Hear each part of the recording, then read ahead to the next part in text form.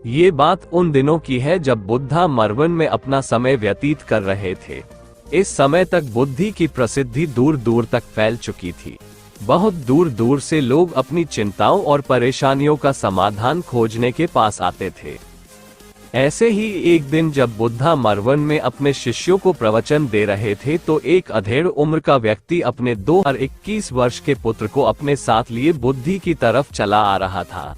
जब ये प्रवचन स्थल के पास पहुंच गए तो एक नजर उन पर डाली और इशारे से बैठने के लिए कहा। जब प्रवचन समाप्त हो गया और सभी लोग वहां से चले गए तो बुद्ध ने उस व्यक्ति को अपने पास बुलाया और बैठने के लिए कहा। वहां चारों तरफ हरियाली छाई हुई थी। मौसम बहुत सुहाना था और तरह तरह के पक्षियों की आवाजें गूंज रही थी।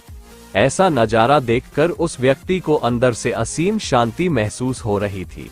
इसके बाद बुद्ध ने उस व्यक्ति से आने का कारण पूछा तो इस पर व्यक्ति ने कहा, ये तथागत, मैं 2 दिन की लंबी यात्रा करके अपने पुत्र को आपसे मिलवाने लाया हूँ। ये मेरा इकलौता पुत्र है और ये हर समय थका थका रहता है। ऐसा लगता है जैसे इसके अंदर कोई जान ही नहीं है, कोई प्राणी नहीं है। इसका स्वभाव भी काफी चिड़चिड़ा हो गया है। अगर हम इससे कुछ भी कहते हैं तो ये हमारी छोटी छोटी बातों पर गुस्सा हो जाता है। इसके देखने की क्षमता भी उम्र से पहले ही कमजोर हो गई है और इसके बाल भी सफेद पड़ने लगे हैं। इतनी कम उम्र में इतनी बड़ी उम्र का लगना मुझे तो कुछ समझ नहीं आ रहा। किसके साथ हो, क्या रहा है तथागत? मैं अपने पुत्र के स्वास्थ्य को लेकर बहुत चिंतित हूँ। जब मैं अपने पुत्र को वैद्य जी के पास लेकर गया तो उन्होंने कुछ औषधि दी और कहा अपने पुत्र को तनाव कम लेने के लिए कहो। वो अपने दिमाग में बहुत अधिक तनाव लेता है, इसलिए उसकी ऐसी हालत हो गई है।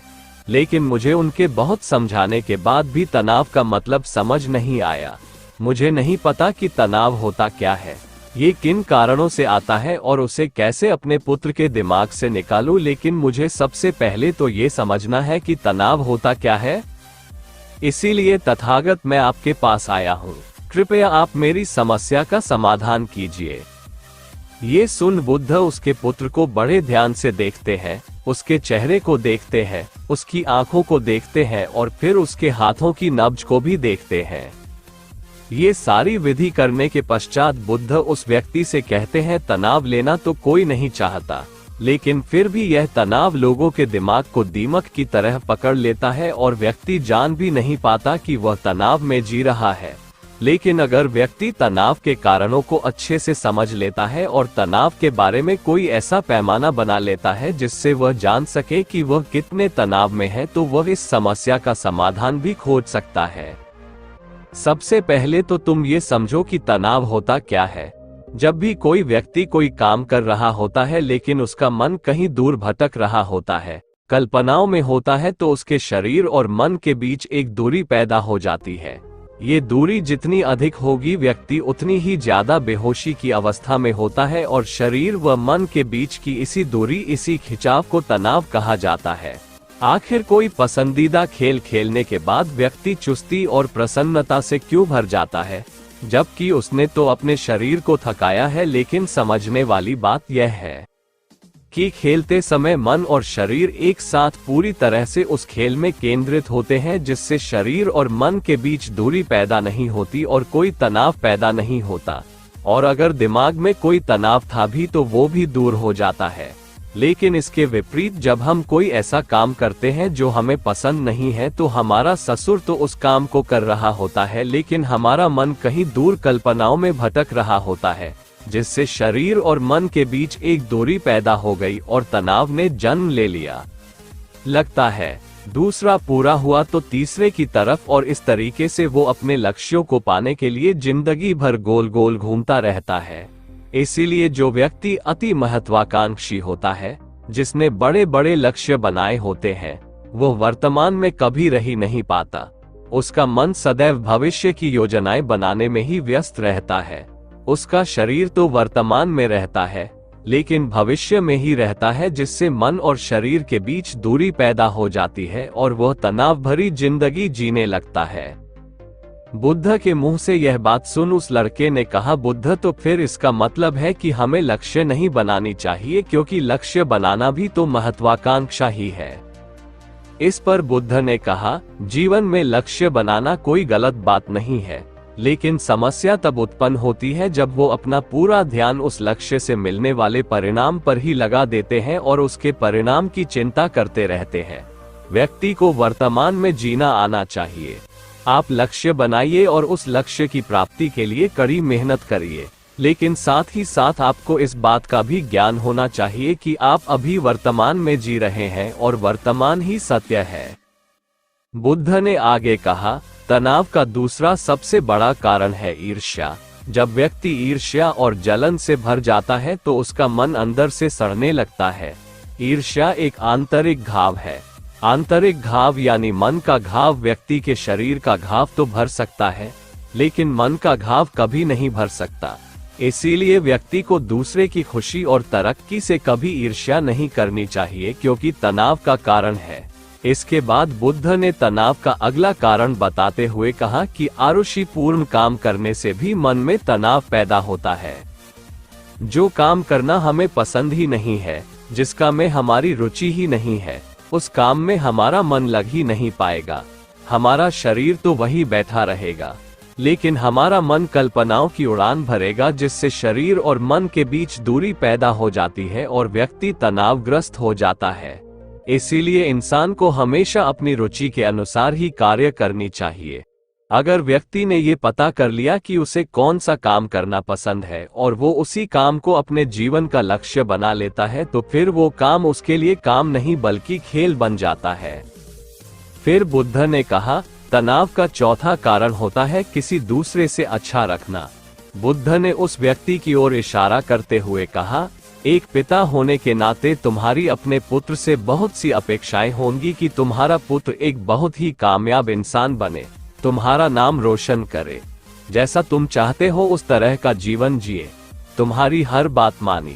लेकिन क्या आज तक कभी किसी की सारी अपेक्षाएं पूरी हुई है? जब भी कोई व्यक्ति किसी दूसरे से कोई अपेक्षा रखने लगता है तो वो अनजाने में अपने लिए तनाव पैदा करने लगता है। जरा सोचो कि अगर तुम्हारा बेटा तुम्हारे अनुसार काम नहीं कर रहा और वो नहीं बन पा रहा जो तुम उसे बनाना चाहते हो, तो निश्चित रूप से तुम्हारे दिमाग को तनाव पकड़ लेगा। तुम तनाव से भरा जीवन जीना शुरू कर दोगे और इस तनाव के बस में आकर तुम ऐसा व्यवहार करोगे, ऐसी बातें करोगे कि तुम्हारा अपने पुत्र के साथ संबंध और भी खराब होता चला जाएगा। इसीलिए व्यक्ति को जितना हो सके उतनी कम अपेक्षाएं दूसरों से रखनी चाहिए, और अगर पूरी तरह से तनाव मुक्त रहना है तो दूसरों से अपेक्षा रखना ही बंद कर दो। इसके बाद बुद्ध ने कहा कि शारीरिक कष्ट भी इंसान के तनाव का एक कारण होता है। जब व्यक्ति किसी शारीरिक पीड़ा से गुजर रहा होता है तो उसका पूरा ध्यान बस अपने उस शारीरिक दर्द पर होता है और वो पूरे दिन बस उसी के बारे में सोचता रहता है, जिससे उसका मन दुख के विचारों से भर जाता है और ऐसी स्थिति में व्यक्ति तनावग्रस्त रहने लगता है। ये सुन उस व्यक्ति ने कहा कि हे बुद्ध, शारीरिक दुख तो किसी भी व्यक्ति को हो सकता है, तो फिर क्या हुआ? व्यक्ति जीवन भर तनाव में ही जिएगा? इसका जवाब देते हुए बुद्ध ने कहा कि इंसान को ये बात समझनी चाहिए कि हमारा जीवन दुखों का आधार है। जैसे जैसे हमारा जीवन आगे बढ़ता है, इसमें दुख आते हैं, बीमारियां आती है और फिर अंत में मृत्यु भी आती है। तो बीमारियां इंसान के जीवन का अभिन्न अंग है, कोई इनसे बच नहीं सकता। बस किसी किसी के जीवन में ये समय से पहले आ जाती है तो किसी के बाद में पड़ाती सबको है। जब इंसान का मन इस बात को अच्छे से समझ लेगा तो फिर वह अपनी बीमारी के बारे में सोच सोचकर ज्यादा तनाव नहीं लेगा, क्योंकि यह हमारे जीवन का अभिन्न हिस्सा है और इसके लिए व्यक्ति को शारीरिक रूप से भी अभ्यास करते रहना चाहिए। अपने जीवन में व्यायाम और स्वस्थ जीवन शैली को भी जगह देनी चाहिए, ताकि उसका शरीर लंबे समय तक निरोगी रहकर सही से काम कर सके। तनाव का अगला कारण होता है अपनी योजनाओं को समझने के लिए समय न देना। कुछ लोगों के दिमाग में कोई विचार आया नहीं है कि वो बिना सोचे समझे उस पर काम करना शुरू कर देते हैं, और जब उस काम में उन्हें असफलता मिलती है तो वह तनाव से भर जाते हैं, क्योंकि उन्होंने उस काम को शुरू करने से पहले उसके बारे में पूरी जानकारी इकट्ठा नहीं की थी।